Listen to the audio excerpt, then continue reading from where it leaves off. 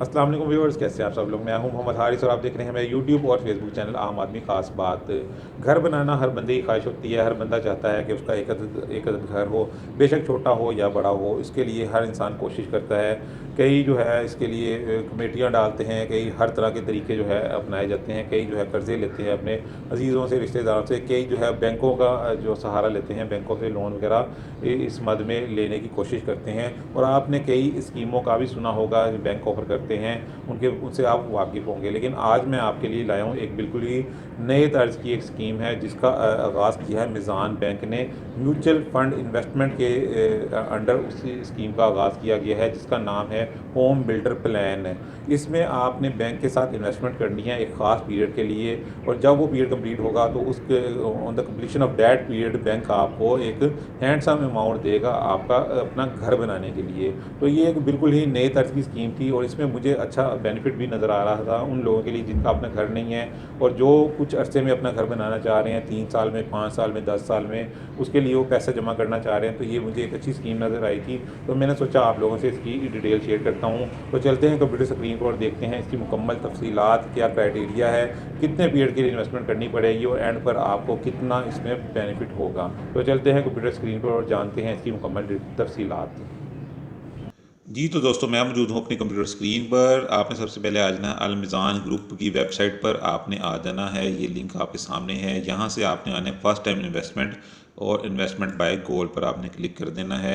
ये पेज आपके सामने ओपन हो जाएगा। यहाँ आप थोड़ा सा नीचे आएंगे तो यहाँ पर है होम बिल्डर प्लान, इस पर आपने क्लिक करना है। यहाँ होम बिल्डर प्लान आ गया है, इसकी व्यू डिटेल्स पर चले जाना है।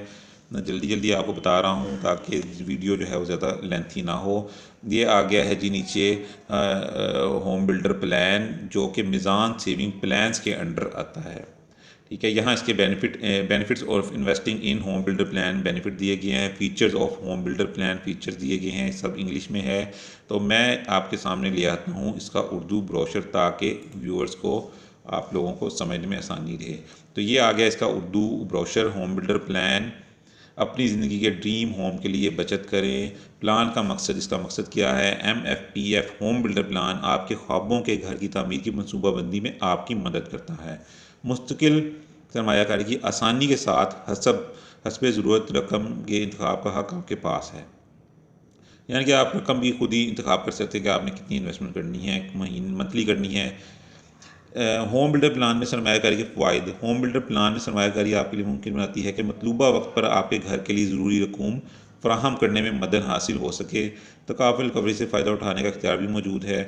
होम बिल्डर प्लान की खसूसियात क्या हैं? प्लान कम से कम 3 साल और ज़्यादा से ज़्यादा 18 साल की मुद्दत के लिए दस्तियाब है। माहाना, सामाई, शशमाई या सालाना एक साथ का इंतखाब ये आप खुद कर सकते हैं कि आपने मंथली देना है या 6 माह में देना है या 3 माह में देना है या सालाना आपने किस्त बैंक को अदा करनी है। कोई बैक एंड लोड नहीं, यानी कि अगर आप किसी वक्त इस स्कीम को ड्रॉप करना चाहते हैं तो कोई कटौती नहीं होगी। प्लान असल सरमायाकार के 60 साल की उम्र तक पहुंच जाने तक कारआमद है। अगर किसी की उम्र 60 ईयर्स हो जाती है तो फिर ये प्लान जो है ऑटोमेटिकली टर्मिनेट हो जाएगा। कम से कम इब्तदाई सरमायाकारी 5,000 रुपये है। 5,000 कम से कम है, उससे ऊपर आप जितना चाहे इन्वेस्ट कर सकते हैं। एलोकेशन प्लान्स का इंतखाब, ये जी 4 इन्होंने एलोकेशन प्लान्स यहाँ पर दिए गए हैं।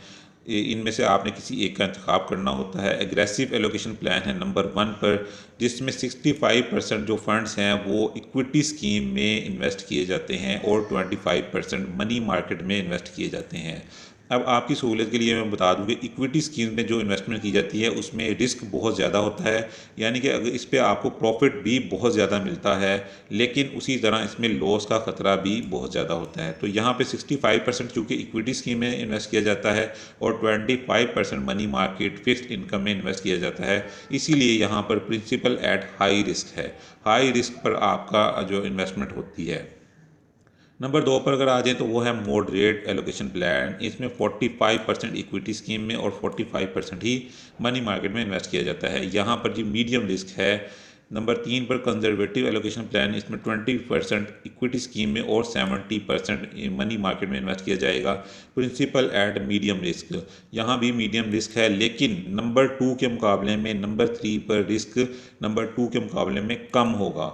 नंबर 4 पर आ जाए तो वेरी कंजर्वेटिव एलोकेशन प्लान है। इसमें जो है इक्विटी स्कीम में इन्वेस्टमेंट नहीं की जाएगी, सिर्फ मनी मार्केट में 100% इन्वेस्टमेंट की जाएगी।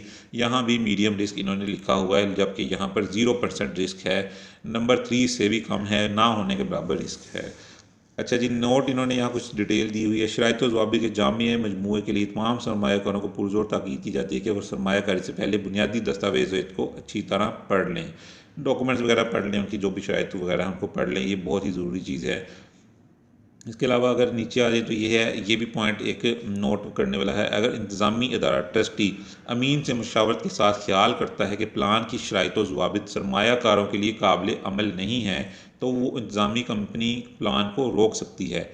ऐसी सूरत में यूनिट होल्डर्स चाहें तो MFPF में सरमायाकारी जारी रख सकते हैं, चाहें तो अपने यूनिट्स बगैर किसी बैक एंड लोड के निकलवा सकते हैं, बगैर किसी कटौती के निकलवा सकते हैं। ये भी चीज़ जो है एक ज़रूरी चीज़ है पढ़ना। अच्छा जी, अब ये जो प्लान्स है इनमें कितनी आपको रिटर्न ऑन इन्वेस्टमेंट कितने मिलेगी, तो उसके लिए मैंने इनका जो लेटेस्ट जो रिपोर्ट है लास्ट ईयर की, वो मैंने एक स्क्रीनशॉट उसका मैंने लेकर आपके सामने रखा हुआ है। तो ये वही प्लान्स आपके सामने आगे 4 वही प्लान है, 5 प्लान है, लेकिन इसको आप छोड़ दें, 4 प्लान्स हैं। एग्रेसिव एलोकेशन प्लान में अगर आप आ जाएँ तो इसमें जो लास्ट ईयर इन्होंने जो रिटर्न ऑन इन्वेस्टमेंट दी थी वो थी 35.83, जो कि बहुत ज़्यादा रिटर्न ऑन इन्वेस्टमेंट दी थी। और मॉडरेट एलोकेशन प्लान में आज जो कि 2 नंबर पे थी, उसका आता है 29.94% इन रिटर्न ऑन इन्वेस्टमेंट इन्होंने दी लास्ट ईयर।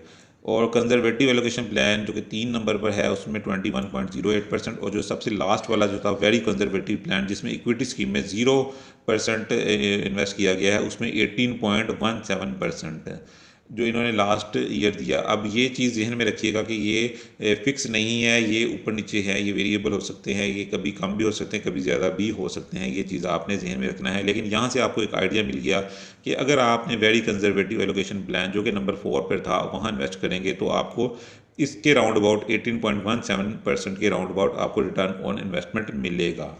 ठीक है, और ये चारों प्लान आपके सामने, परसेंटेज आपके सामने आ गई है।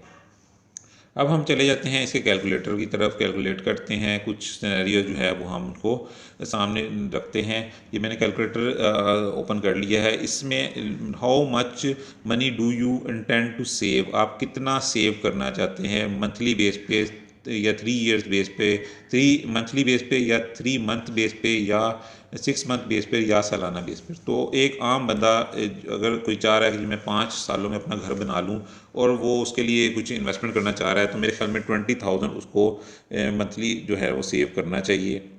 तो 20,000 हम ले लेते हैं। Over how many years do you wish to save, आप कितने सालों के लिए इन्वेस्टमेंट करना चाह रहे हैं या कितने सालों बाद आप चाह रहे हैं कि आपका घर बने। तो यहाँ पे मैं 10 साल जो का अरसा मैं यहाँ पे रख लेता हूँ। ठीक हो गया। इसके बाद अगर हम नीचे आ जाएं, what annual return do you expect to receive on your investment, तो ये वही इन्वेस्टमेंट जो मैंने अभी आपको एक स्क्रीनशॉट में बताई कि वहाँ पे कितनी आपको मिलेगी उन 4 एलोकेशन प्लान में से किसी एक का इंतखाब करने पर। तो हम कहते हैं हम ज़्यादा नहीं, हम 15% जो है हम एक्सपेक्ट करते हैं बैंक से कि बैंक हमें इतना रिटर्न ऑन इन्वेस्टमेंट देगा। In which frequency do you wish to save, monthly base पर हम कर लेते हैं, तो इसको हम कैलकुलेट करते हैं। लें जी, आपके सामने आ गया कि आपने अगर 20,000 इन्वेस्ट किया मंथली बेस पे 10 सालों के लिए, 10 सालों के लिए 15% रिटर्न ऑन इन्वेस्टमेंट पर मंथली बेस पर, तो आपने बैंक को दिया 24 लाख रुपया, और बैंक ने आपको 10 सालों बाद दिया 55,73,145 रुपये 10 सालों बाद। और आप इस रकम से अपना जो घर वगैरह तामीर कर सकते हैं। ये सिर्फ मैंने 20,000 किया।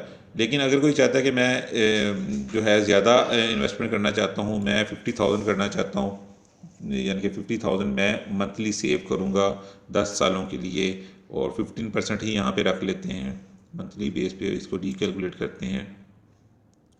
तो ये देखें, उसने दिया 60 लाख रुपया बैंक को दिया 10 सालों में, और बैंक ने उसको दिया 10 सालों बाद कितना दिया, 1,39,00,000, यानी कि 1,40,00,000 के करीब बैंक ने उसको दे दिया 10 सालों बाद, और इस रकम से वो अपना घर बना सकता है।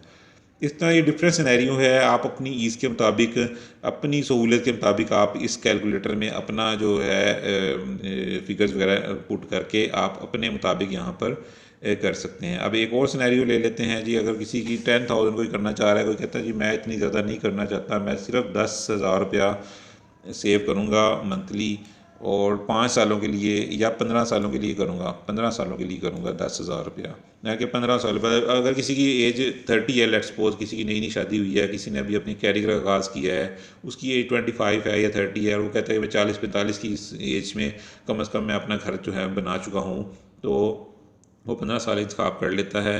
ये मैं आपको डिफरेंट सिनेरियो बता रहा हूँ, आप अपने हिसाब से इसको कर सकते हैं। रिटर्न ऑन इन्वेस्टमेंट वो कहता है जी मैं 20% ले लेता हूँ मंथली, जो मैं दूँगा 10,000 रुपया, रिकैलकुलेट करते हैं तो जी वो मंथली देगा 18 लाख रुपया जो है वो देगा बैंक को 15 साल के लिए, 15 साल के दौरान। और बैंक उसको देखें कितनी अमाउंट देगा, 1 करोड़ और 13.5 लाख रुपया बन रहा है ये, तो इससे वो अपना घर बना सकता है। तो ये एक अच्छी मुझे स्कीम नज़र आई थी, मिज़ान बैंक की तरफ से ऑफ़र की गई थी, तो मैंने सोचा आप लोगों से शेयर करता हूँ। आप अपने मुताबिक सोचें, और अगर मेरी रिकमेंडेशन लेंगे तो मैं आपको कहूँगा कि आप ये जो वेरी कंजर्वेटिव प्लान है आप इस तक रहें, क्योंकि ऊपर वाले जो प्लान हैं उनमें बेशक रिटर्न ऑन इन्वेस्टमेंट ज़्यादा है, लेकिन उसमें आपका रिस्क भी ज़्यादा है और आपकी पैसे ज़ाया होने का भी ख़तरा है। तो ये नंबर 3 या नंबर 4 जो है मैं सजेस्ट करूँगा, यही मैं आपको रिकमेंड करूँगा।